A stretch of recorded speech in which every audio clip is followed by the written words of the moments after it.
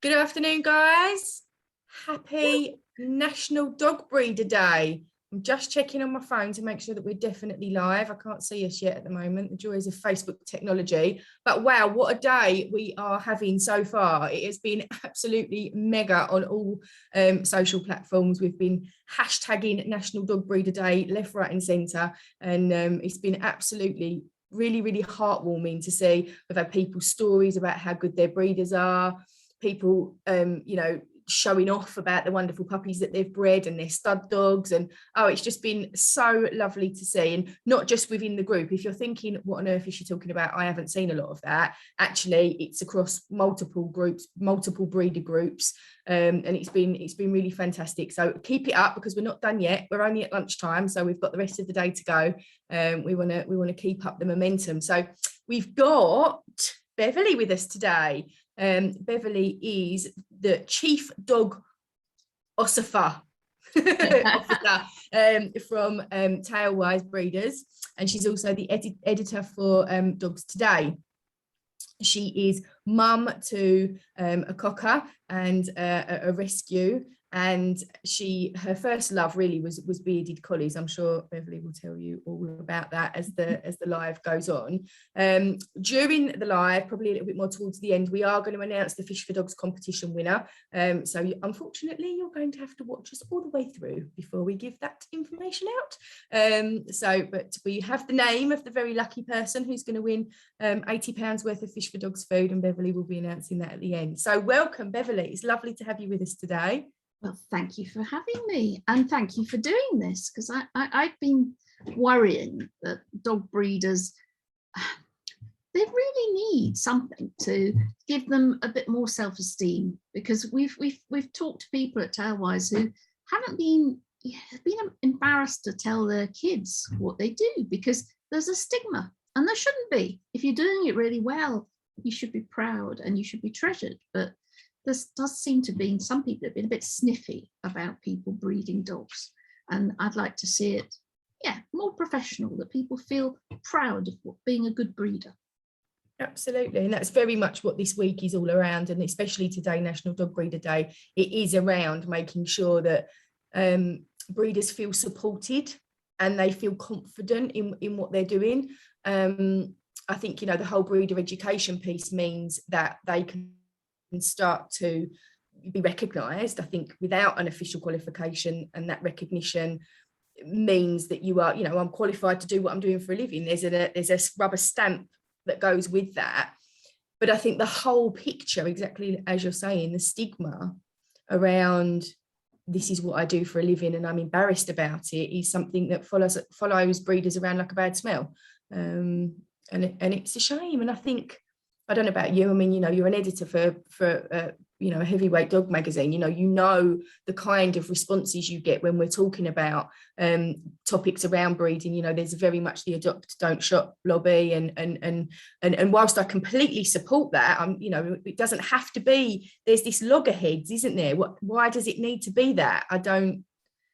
Yeah, it makes me quite frustrated sometimes that we need to see what unites us, not divides us. And I believe that the good breeders are the ones who can help stop the numbers of dogs ending up in rescue. Because if you breed really carefully, if you give whole of life care and advice, and you take real care as to who buys your puppies, they're not going to end up in the council pound. They're not going to end up in rescue bouncing about, because you'll know where they are, and you'll keep in touch, and you'll help if they need to find a new home, and you'll be there to even if you can't take every puppy back, because there are some people who have only one sex of dog, and a male dog coming back in would be absolute nightmare. But if you do take an interest in where your puppies end up, you're not contributing to the numbers of dogs in rescue. And if more and more people bought dogs from people like that, who really care, really want the best possible homes, we'd have fewer dogs in rescue. And so we're all on the same side. It's not, and people aren't just rescuers or puppy owners.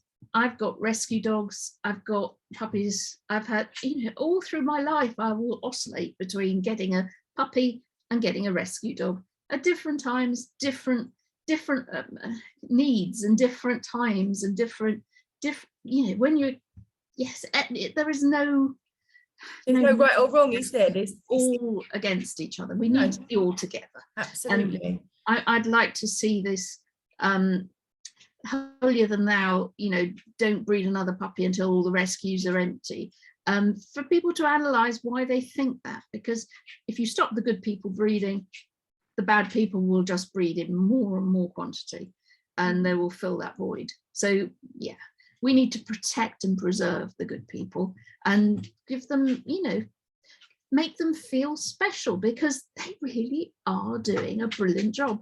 And it should be something aspirational, that people want to do it and do it well. And you've given people the tools to, even if you're only having one litter, brilliant. If you can do your research, get every bit of information you can, so you do it to the best of your ability, because the majority of dogs in Britain are bred from people who only ever had one litter. So if we can change just a percentage of those to make sure that they do it as well as possible, massive improvement to dog welfare. So yeah, I'm just cheering you on, Rebecca. I think you're doing a brilliant job. Thank you very much. Thank you. I very much appreciate it. It means a lot. So from my point of view, so everybody knows, you know, I am a Tailwise breeder. I am an advocate of the Tailwise system. And the reason for that is, for those of you who know my courses and programs already, I'm very, very I strongly believe that as breeders we should be observing our puppies and what they do and how they behave and what their tendencies are, because you'll know, especially having watched some of the lives this week, I don't believe that puppies are a blank canvas. I believe that breeders actually, if they're trained to observe their puppies and how their puppies are interacting with one another and with the world around them, you can get a really good idea of how that puppy's going to develop into an adult. And we've developed a puppy profiling program to teach breeders how to do that. But what it essentially does is it gives you the tools in your toolbox to be able to accurately match puppies with long-term potential owners, so that your puppies are going to the right homes. And that is exactly what Tailwise Breeders does. So for me, Tailwise Breeders and their whole ethos of matching the correct breed with the correct family, and then the correct puppy with the correct family. Again, we are looking at negating puppies, dogs, adolescent dogs ending up in rescue. This whole process of correctly matching, for me, is completely in alignment with how we feel at Pup Starts Breeders. So Beverly's going to talk to you a little bit today about what Tailwise has got to offer, and about how it actually benefits the breeder, the owner, and the puppy, so that you guys get an idea and you're aware that there is a service like that out there. Because for those of you that are not that confident and would like a little bit of support around this, and worry about where the puppies are going to end up, and worry that you're maybe not quite there with, you know, grilling people, if you like, Beverly and what Beverly's team do at Tailwise is exactly that. So I'll hand back over to Beverly while she explains that to you. That's very kind. Well, I'll try and explain. I didn't come up with Tailwise. Sam Worthy came up with this when he tried to buy a dog. As a grown-up, buying his first dog, ended up very nearly being scammed. And he realised, gosh, this is a real mess. So he's the entrepreneurial techie person who came up with this concept. And the idea is to do for dogs what Hugh Fearnley-Whittingstall and Jamie Oliver did for the way public buy chickens and eggs. So make people aware of provenance and make them really understand that it's not just about getting rid of something that's morally repugnant, puppy farming. It actually, if you buy a dog from that network where mum has not had a proper life and the puppy's been reared in somewhere where there's just a shed full of dogs and there's hardly any human interaction, it's going to be much harder to transition that dog into a good, healthy, happy home life, because there's no longevity there. There's no history of generations of dogs being pets. There's generations of dogs being abused. And the dogs are learning, if you bark, nobody comes, and that you can pee and poo in your bed because there's no one there. So we're trying to show the public that it's not just a horror story of buying dogs from evil people. These are actually mainly licensed, legitimate, large-scale producers that are doing it on such a huge scale that, well, they can't compete with people who are doing it on a smaller scale and doing it really, really well. Because those first 8 weeks shouldn't be 8 weeks where the dog doesn't learn anything. There should be 8 weeks where every day they're learning something new that makes them potentially the best dog you'll ever own in your life. And that's the thing, is that everybody that does it really, really well needs to be wanting the public to see the difference between the people who do it badly and the people who do it well. And Tailwise wants to not police dog breeders, just merely tell dog breeders that if you do it well, you come over here, we will help. We won't just help, it'll be free for you, because if you agree with our ethos, if you give whole of life care, so you're there for advice for the whole of your puppy's life, and if you really care who gets your puppies and you want the best possible homes and you do everything you can to rear happy, healthy dogs, well, you will be a VIP when you join up with us. We won't charge you a penny. It's completely free for good breeders. And if you're not a good breeder, you can't get in. So that's the Tailwise ethos, is create a safe space, place where good breeders can rub shoulders with good breeders, and that the scammers and the bulk breeders who just care about profit and see dogs as stock are just not welcome. What we also want to be doing, though, is also making it so that people who do want to learn how to do things properly have got somewhere to go. And that's why we're really pleased that Rebecca's doing this, because if we don't educate and help and point people in the right direction, instead of jumping on people from a great height on social media, which is what seems to happen. If anyone says, I'm thinking of having a litter, so many people will just go, no, adopt, don't shop. They'll just blank them, and they won't give any help. They'll just tell them not to do it, because we've been conditioned over decades to see it's wrong to have a litter from a dog we love. Because when we had stray dogs running around the streets, there was this concept of, well, dogs were mating and people weren't really in control of it. But once we started neutering every dog that we've ever owned, it became other people that bred them. And it was people who loved them were made to feel bad if they'd want to have a litter. And I think that's still in the back of people's minds. And it's still in some vets' minds that it's wrong to breed. And sometimes, yes, it's wrong to breed for the wrong reasons. But if you do it well, if you do it brilliantly, and if you care and follow through on every single puppy, what's not to love? So that's what Tailwise is about, is to change the future for dogs so that we have a culture that recognizes that people who breed dogs and do it well are not bad people. They are, in fact, national treasures. And that if you want to buy a dog, we will help you find one of these hard to find small producers who are doing things really, really brilliantly. And we will help you not be in that awful impulse purchase mode where we all know what happens. We look into a puppy's eyes and our brains turn to mush and logic goes out the window, and people do stupid stuff, and they end up buying dogs from people that they know are bad, but they think they're rescuing that puppy. But every time they hand money over to one of these people, it's consigning another load of dogs to the same miserable future.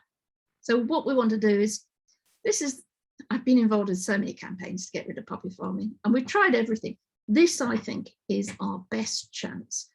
Instead of attacking the puppy farm, what we do is we reward and encourage those who are doing it well and make it easier for the public to do the right thing and to succeed in getting a dog. So that's what Tailwise is about. Totally free if you believe in the same things we do, and do just log in. It's really easy. If you get stuck, we're always there to help. And on the other side, the people who pay for this, because a lot of people, when we first started, thought, oh, it's too good to be true. What's the catch? There's got to be a big catch somewhere. But what it is that the pet person is the one who pays for the service. Instead of the breeder paying to advertise, it's the pet person who pays for the vetting and the assistance in finding the right dog for their life. And it's nothing really compared with the purchase price and the ongoing costs of a dog. It's £95 plus VAT, and it's only if we succeed, if they get their money back, if we don't match them with a perfect dog that they're happy with, and they go off to live a long and happy life with these dogs. But we also try and make it real. It's not like buying a fridge, is it? I mean, gosh, people need to know that the best breeders in the world do all the health tests, but it doesn't guarantee that you'll never have a problem. And you need to both be on the same side and both be supporting each other if something does go wrong. And that's something I'd love to know if you do that on the course, the customer service side of things, the thing about how to manage crisis, because every now and again something will happen. And I've seen some amazing breeders deal with it so well, an unexpected thing going wrong. And they've totally got into the mindset of the pet owner, and they've come through it as friends. I've had it with my own dogs. I bought a dog that had a terrible hereditary problem, but me and the breeder never fell out because she wanted the best for the breed. I wanted the best for my dog. We were on the same side. So that's what I want to see, is a bit of unification. And I hope, anyone wants to have any questions about Tailwise, Well, you're getting lots of love in the comments. I can see here. The comments are flying past. I'm definitely, what a fantastic service. I'll be signing up today. I'll be signing up too. I couldn't agree more with everything that Beverly's saying. Sounds like Tailwise are superstars, just like Pup Starts. I'll definitely be in contact. Stephanie saying, so good to see us in the welcome box. Kate French, I mean, there's lots of love in the comments. Lots of love in the comments. Because I must admit, when I started at Tailwise a year ago, I didn't get love at all. In fact, because breeders generally are quite conservative, there was a push. I don't need Tailwise. Why would I need Tailwise? I've got waiting lists a mile long. But that's the thing, is that because you're brilliant, that's why you do need us, because we want people who are brilliant to survive, and we want to encourage other people to aspire to be that brilliant. So it's a case of, you might not need to find loads of homes. You've probably got a waiting list a mile long, but the fact is, even when you've got a waiting list a mile long, you can still throw a litter that's all male and a different colour than the people who wanted on the list. Yeah, it happens all the time. Yeah, and it's just really helpful to be able to to be really fussy, because who didn't ever, too much choice, it's not a problem, is it? You want to have that security before you have a litter, to know there are people who want my dogs, and that you end up building a network and a reputation, because people learn from each other, and the world's changed. Now, it used to be that, you bought a puppy and you often didn't have much to do with the breeder. But now, with people having WhatsApp groups and Facebook groups, litter mates, the owners are keeping in touch for the whole of life. And I just think that's fantastic. Wonderful. It is wonderful. It's something that we should encourage more and more, is this concept of dog as family, that people who breed, who can say, well, actually, here's Granny, here's great Granny, here's great Granny.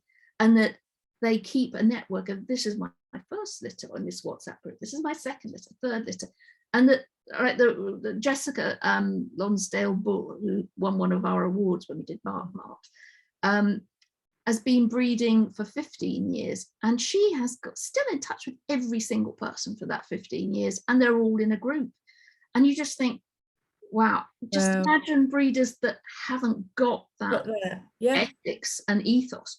they would be terrified to have a group of people who'd bought from them for 15 years, all talking to each other. But that's the thing, if you're really a great breeder, every puppy that you have put into a lovely home is just singing your praises to people. And we just need the public to seek out people who are like that, who are these people that are wanting to know, you know, because everyone takes so many photos of their puppies, but your breeder won't get bored when you send them pictures. And that's the thing, is that you want that. And all the brothers and sisters, I've had so many lovely conversations with breeders who do things like they have an annual walk on their birthday where the whole litter comes back and they all have a meet up, and even if they've come from a long way away, they all stay in dog friendly accommodation, and it's the highlight of their year, is this time where everyone meets up. And it should be like this when you get a dog. It should be joyous. It should be, it's a huge emotional purchase. And I think that, you know, only small good breeders can actually fulfill what the new generation wants from a dog breeder. They want to feel that they are adopting a dog from a loving home to go to another loving home.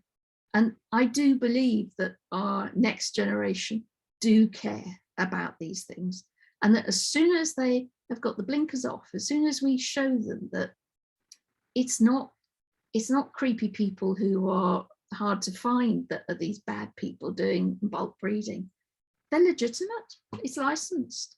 You've just got to do a bit more checking and find the people who actually love dogs, because that, I know it's a woolly word, but it is about understanding the connection we have, that they are special, because they could go off and, you know, breed some, well, they could grow fruit and vegetables and go into competitions with those, and, you know, something that's not as special as dogs. And we really need to, pat people on the back who do it well, instead of make it hard for them to continue. Because I think we are going to talk about licensing. Yes, we are going to talk about licensing. Before we do, I just want to say, from my point of view, having a connection with something like Tailwise or a company like ourselves, where there is a support network, and there is a foundation and a layer of support for breeders, I think that in itself stands you apart.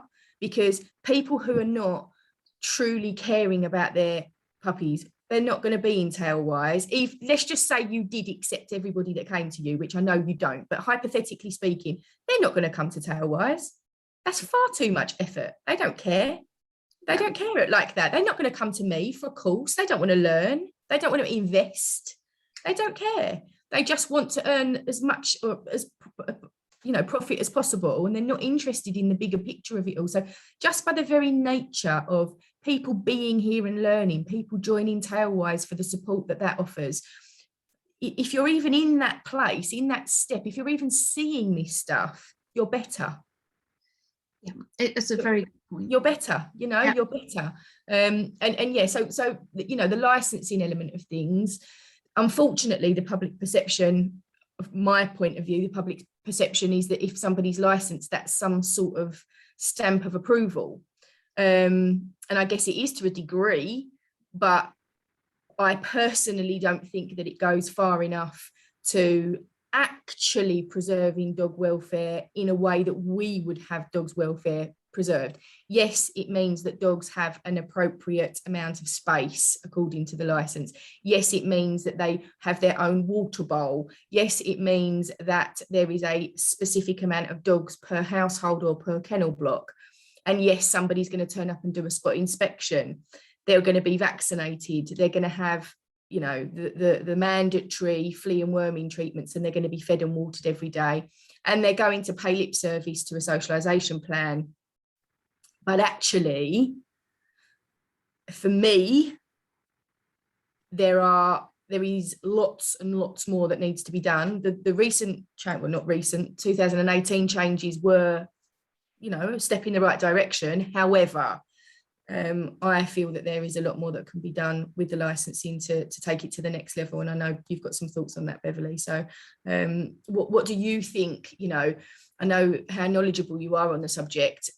What do you think is being done to address the inadequacies with the current licensing? You know, like, where do you see improvements being made? Well, I think there's so many ways we could change it.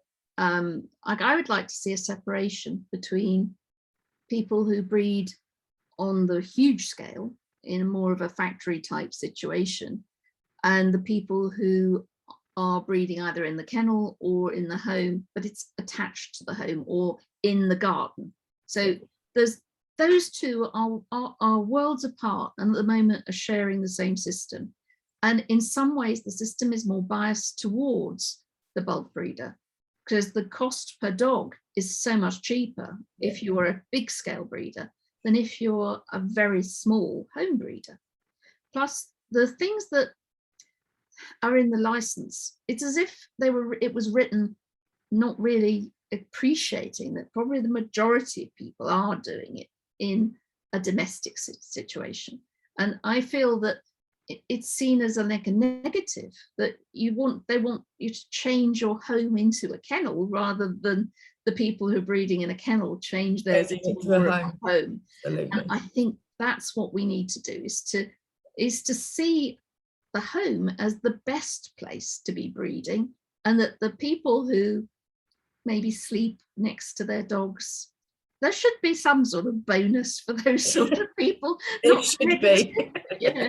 I think, you know, the people who go home at night and leave them unattended, I don't think they should be getting 4 stars. I'm sorry, but I don't feel that's adequate. No. And that's those sort of things.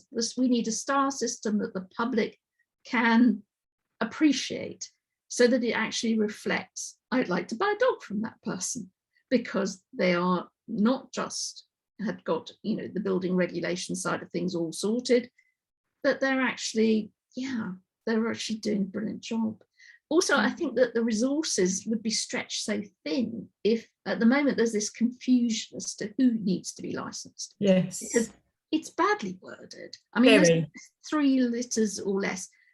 You know, either it's that or it isn't. But you've also got this business test. And if the business test is correctly applied, it would mean, well, who knows what's correct as well, because there's interpretation there. There's so much confusion. And there's so much prejudice against breeders that in some areas, local authorities will be completely anti-breeder. So when you do the right thing, you'll find that everything is put in your way. Every obstacle, You'll end up with planning around you know, sniffing around. You'll be told to reduce your numbers as if the dogs are stock, not family members. It's all wrong. We need it sorted out. And I think really any sort of, we need to talk about it as well and decide what we all want from it. But I think that it has to be welfare first. I'd love a license that people were not afraid of applying for, because at the moment there's this sort of nervousness about it. I'd like it to be something that people welcome, because they can show off how great they are. Absolutely. It rewards the good behavior. Completely. Let's have, I'm not against licensing at all. No, I'm not against licensing. And I think, you know, I'm an ex-licensing officer. I'm totally not against licensing. But I think you're right. I don't think that, I think the difficulty comes in that you have to actually be able to police this stuff. So, you know, you can't make it super complicated that it can't be policed. But what it doesn't do for me, and what it doesn't cover for me, is there isn't the ability for somebody to go and meet a breeder, analyze the dogs, see that the dogs are happy, healthy, bouncing, you know, content in their environment, and therefore go on the basis of that. You know, there's like, I appreciate they have to be able to universally apply this stuff. But I think if licensing officers had specific training, and they weren't also licensing pubs and, you know, all of the other places that people are licensed, you know, restaurants for alcohol, they're not industry specific. And this is, again, you know, back to the breeder education piece, all of this stuff, dog breeding is not taken seriously, which is crazy given, you know, what was it, 3.2 million people last year became pet owners. So puppies and kittens, but additionally to everybody else that already had their pets. Yeah. And yet still licensing officers are not trained to do the job specifically. There is no specific education. There is no specific guidance. It's all very grey and, you know, and I think one of those things, just sort of, you know, just a little bit of a dog breeder over there in the corner. And actually, you know, the things we're breeding are people's best friends. Come on, you know, it's crazy. And I think, you know, politicians have woken up. Even in the pandemic, we've had so many leaps forward in legislation where they recognise that dogs are not things. Dogs are parts of people's families. And if we're changing the way the dog is perceived in law, then the licensing needs to reflect that. It's not, you know, licensing like somebody who's running alcohol on the shelf. No. I was talking to a breeder that also did human hair removal at home, and they'd had the people around to license her for that, but it wasn't a priority with the dogs. And you're sort of thinking, the local authority is more worried about human hair removal than these animals that are going to change people's lives. If it's done badly, it is going to change them in a really negative way, because every time this goes wrong, it's another family that are totally either emotionally destroyed by falling in love with the dog that dies, or children growing up saying, well, why did that dog go to the farm? You know, what happened? And that failure of not protecting your family from this harm and sadness blights people, and may mean that that whole family never has a dog again in their lives. And you should think, this is important. And I don't think anyone lobbied for the 2018 and stuck up for the small breed dog, or if they did, they didn't shout loud enough, because I think there's a sort of a bit of a shame thing that they go, we don't really want to make a fuss because, you know, we're only small. No, but I think it goes back to the whole thing about, I don't want to be heard. I don't want people to know I breed dogs. I don't want to stand up and go, I'm a dog breeder and I'm proud to be a dog breeder. I'm proud. And I'm going to lobby for it. You know, nobody's standing there going, over here. No. You know, and that's, you know, what we need. That's what we need. We need, because if we lose our small breeders, we'll only be left with the puppy farmers and the importers and smugglers, and because people will still buy dogs, they will still want them. Yes, they will. Yes, they will. This is a fight. This is really a fight, and we need to find ourselves banded together to make it clear. Come up with a solution. The politicians love it when you do that, and come up with something that doesn't cost them a fortune. And actually, I think licensing should cost more if you're doing it badly. And it should also cost more on the basis of how many dogs you've got as well. Definitely. I believe if you are a large establishment and you have multiples of dogs, you should have to pay more for that. There should be bands around that. I think there should be a system that divides, like you say, a home breeder with 5 dogs should be treated differently to you know, a breeder like me, who has just the other side of that wall. I have it's like a great big extension on the side of our house that is the dog room, if you like. In there it looks like my house, but it's not actually my house. You know, bitches are whelped in our utility room. They remain in there until they're 4 weeks old, and then they move out into the bigger room because we live in a small cottage and we don't have loads of room. And they've got, you know, puppy playpens out there and all of the enrichment equipment that they need. And, you know, I'm out there first thing in the morning and I'm back out, you know, last thing at night, and, you know, and all the hours in between. So people like me should be treated in one way, and then if you're dealing with a very large commercial establishment, they should be treated in another way. I think also I think the business test to a degree, because I think how much the business is earning can be a reflection, but I think this £1,000 is just totally old hat, because it's prior COVID prices for a start off, and whoever thought of £1,000, I mean, you're joking, that's just not even relevant. So there are things that can be done. So in order to support and lobby and stand together, what can we do, Beverly? You know, you're more involved in the political side of things. You see the journalism side of things more than maybe your average breeder would. So what can we do to support relevant changes? One of the first things I'd say is, if you're a breeder and you care passionately about this, is to sign up to Tailwise, because we can then send you information about how to lobby, but also you will support a system where we want to make the public lobby for this as well. So it's not just the breeders asking for change, it's the buyer of the puppies who will, just like they did with the chickens, where people went, I've had enough of this. This is, things have got to change. We need people to stand up for the dog. So Dogs Today magazine would very much like some new readers, so do join in and join this fight. But you can do it free of charge at Tailwise as well, where you just sign up as a breeder and just say that you're a good breeder. And, we want the good people to run towards us and then tell us what you want from the perfect breeder's license.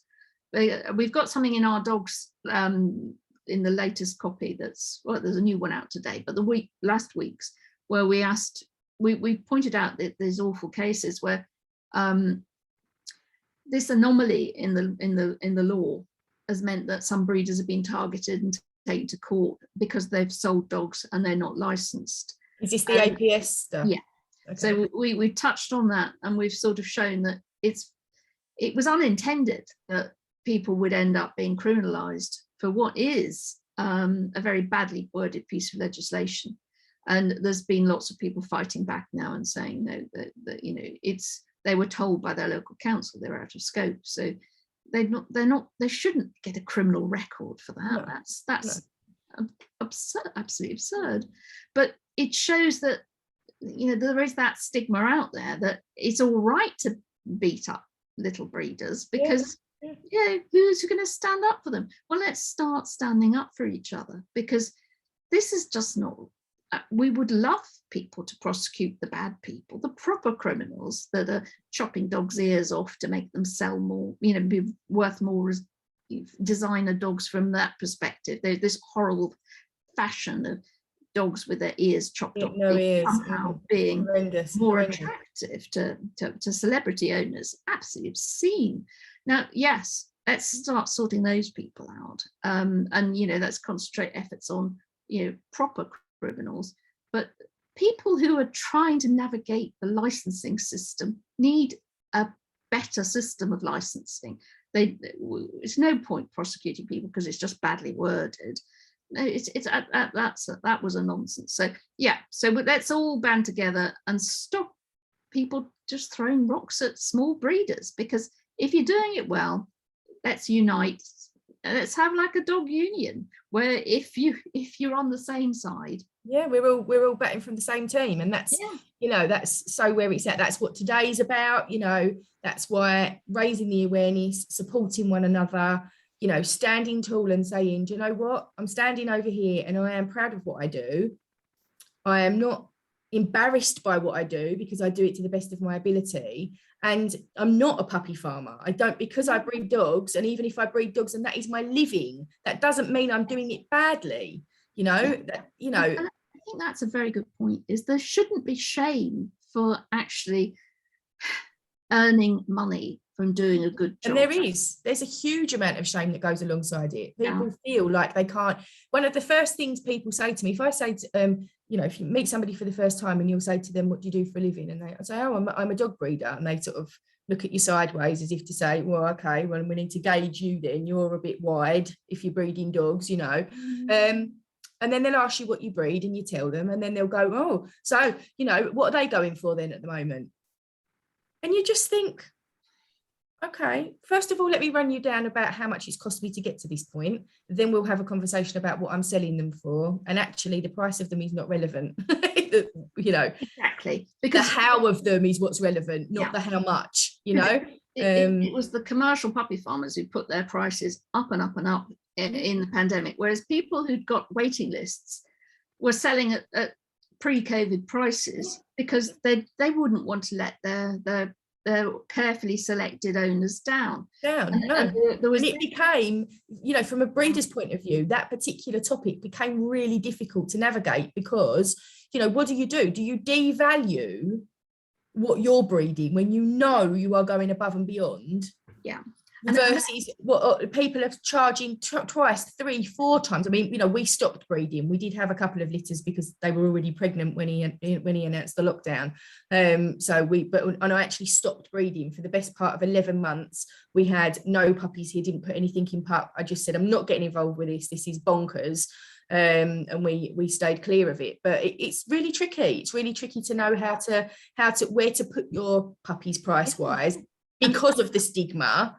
Exactly. But at the same time, in not wanting to undervalue yourself, how do you negotiate that successfully? It's really difficult. I think it's a very strong point, because also the general public in other spheres regard price equaling quality. Yeah, they do. And when the people who are charging the huge amounts of money were the puppy farmers, it then got really mixed up and messed up, because very often the people who were charging, because their waiting lists had been with them for a very long time, the hourly rate when they worked it out was way below the minimum wage. I mean, I worked it out once and I'm never doing it again.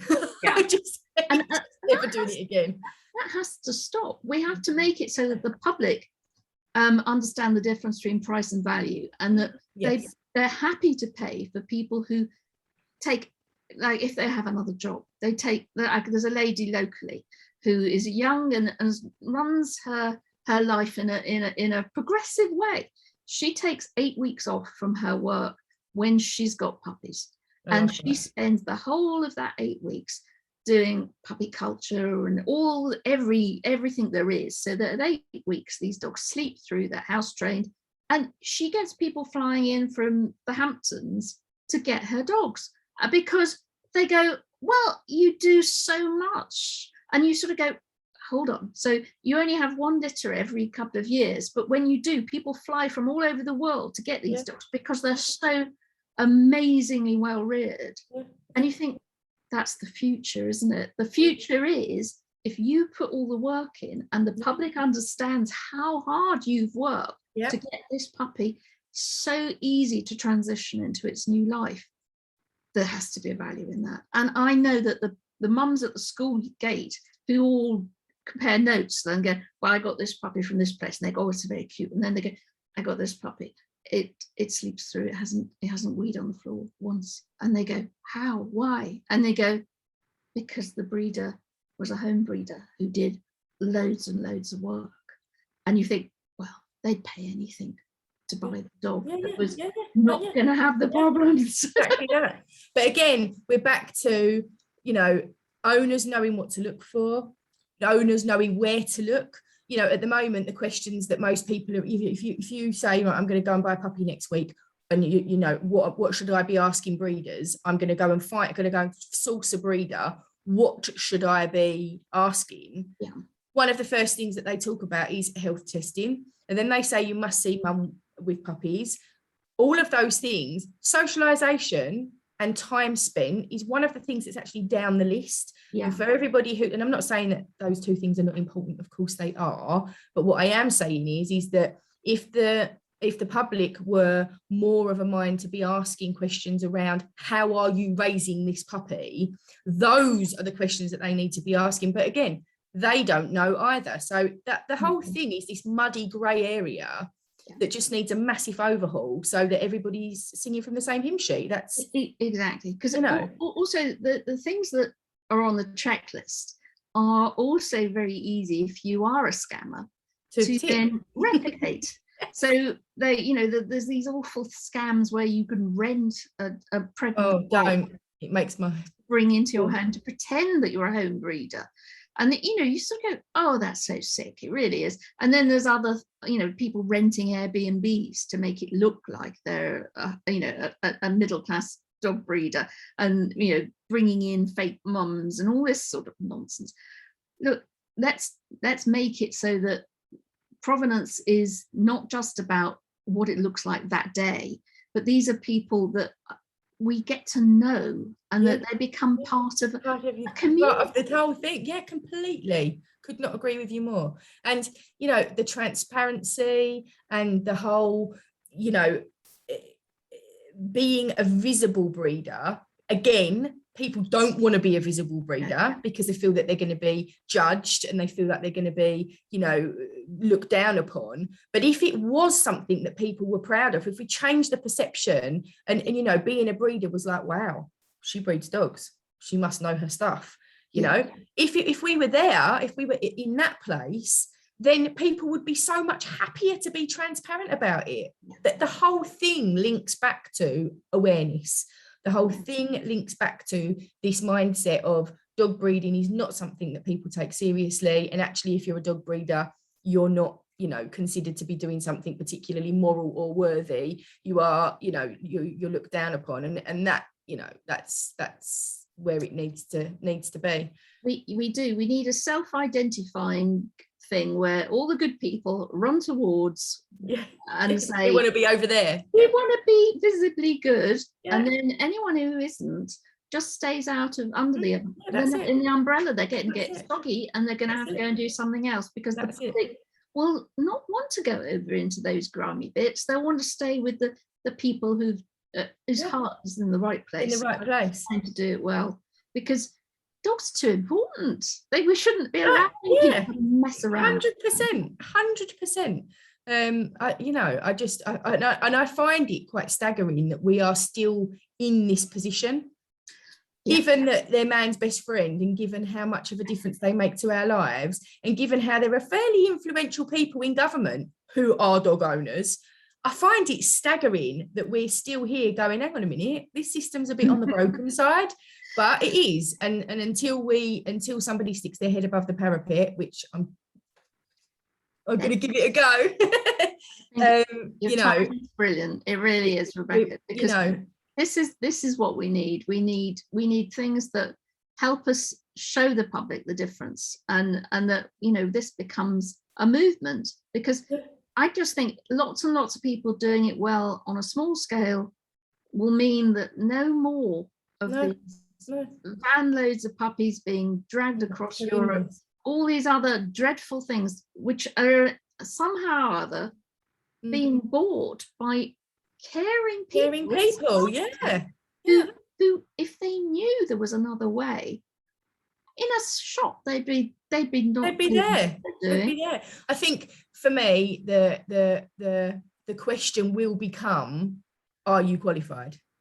I think we are moving towards a position where the general public are going to know about the qualifications that are available, because I'm going to keep shouting about them, because you know, the larger companies like Pets for Homes, Pet Plan, you know, yourselves, all of these big companies are only going to want to stand by people. Look at the changes that have been brought in by Pet Plan last week. You know, it is starting to become not cool if you are not proper and above board and doing things transparently, doing things with visibility.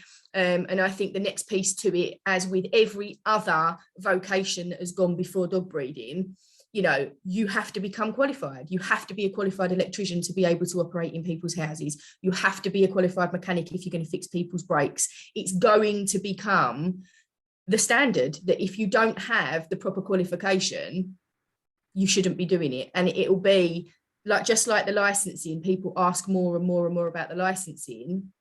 The next set of questions is going to be around the qualification, because there's one thing saying you can do something, but it's another thing having that rubber stamp. And again, the right people who are proud of what they do are going to want to be the best they can be, and they're going to want that kind of recognition. They're going to want the certificate on the wall to show their owners, just like they want to be a Tailwise breeder, just like they want to stand next to Pup Starts breeders and say, you know, we're really proud of what we do. And that whole feeling, all of those pieces in that holistic picture, is what is going to preserve and protect the dogs of our future. And I am absolutely adamant that is how it should be, and that is how it should be perceived. So I could go on about that subject until about 4 o'clock this afternoon. I find that I can talk about this until Me Little too. dogs come home. Me Yeah. too. Me too. But we mustn't keep them waiting anymore because we've got a winner to announce. So, Beverly, over to you. Drum roll. Like to,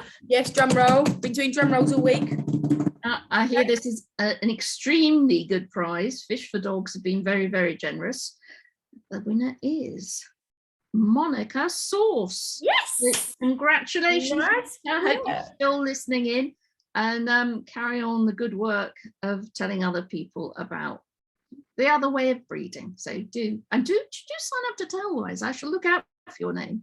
Yeah, absolutely. Monica's won because she was absolutely fantastic. She jumped on all of the posts. I can see she's commented there. She's gone, oh look.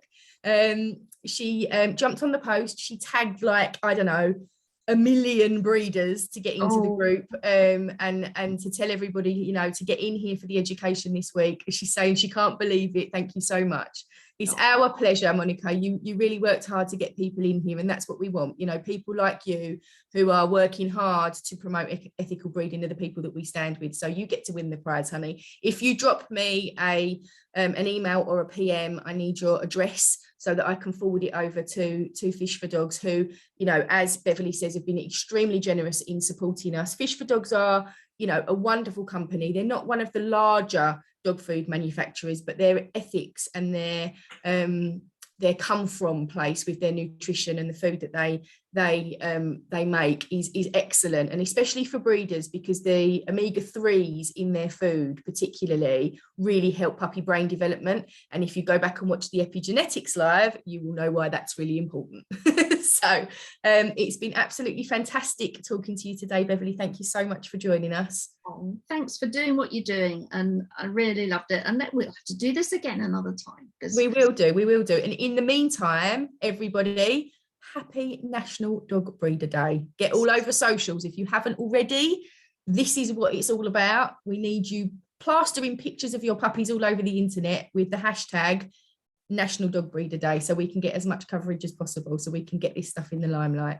Thanks again for listening, guys. We'll see you all soon. Bye-bye, Beverly. Bye-bye.